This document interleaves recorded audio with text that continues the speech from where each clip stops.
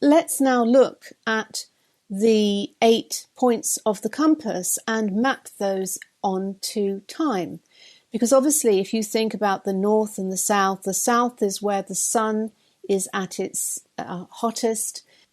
The north is where it's at its coldest.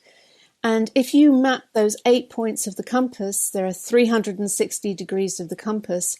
There are 365 days in the year. So you can see the correlation between the points of the compass and the points on the calendar. So the north equates to the winter solstice, which is the Yule. The northeast relates to Imbolc, which is a pagan festival on around February 1st or 2nd. The date changes from year to year. Then you've got in the east the equinox, the spring equinox called Ostara in the pagan calendar. And that's typically between 19th and 21st of March. Again, the date varies according to the year because of that slight difference between, there's not 360 days in a year, there's 365. Then in the southeast, corresponding to that, you've got Beltane, which is the rising energy of the Beltane fire in May of the spring. You've got Litha, which is the summer solstice between June the 20th to 22nd, which is in the south, the peak of energy. You've got Lammas on 1st of August, which relates to the southwest. Mabon, which we're coming up to, the autumn equinox between September the 22nd to 24th, around about that date. And then Samhain, which is the northwest, which is Halloween. So all of these dates in the calendar have tremendous power, which is why in ancient times in the temples, they would do ceremonies on the solstices, on the equinoxes, and in the pagan calendar on those quarter point dates of Imbolc, Beltane, Lammas, and Samhain. I know this sounds very witchy, but all of this speaks to the metaphysical power of time and space. So now let us look at the timeline of the COVID lockdowns. And this is a map of exactly what happened as everything unfolded last year.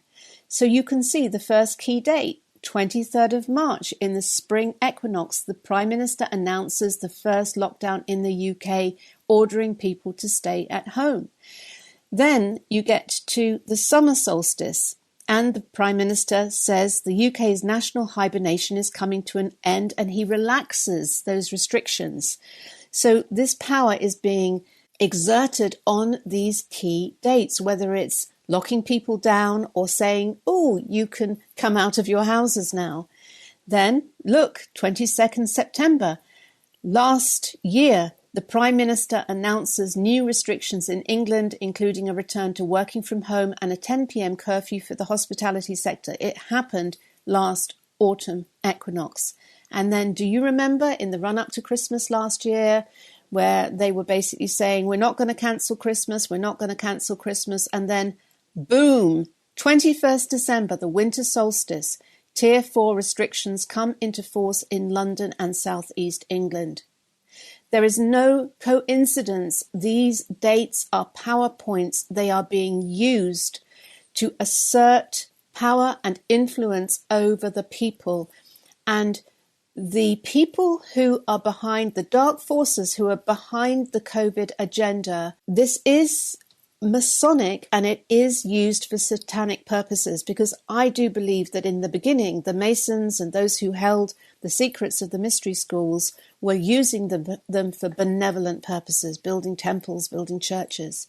But at some stage in that process, and I suspect it was in the reign of Henry VIII, when he took power back from Rome into creating the Church of England, where he turned all of the monasteries into public schools. Those mystery school teachings were embedded into the public school education system.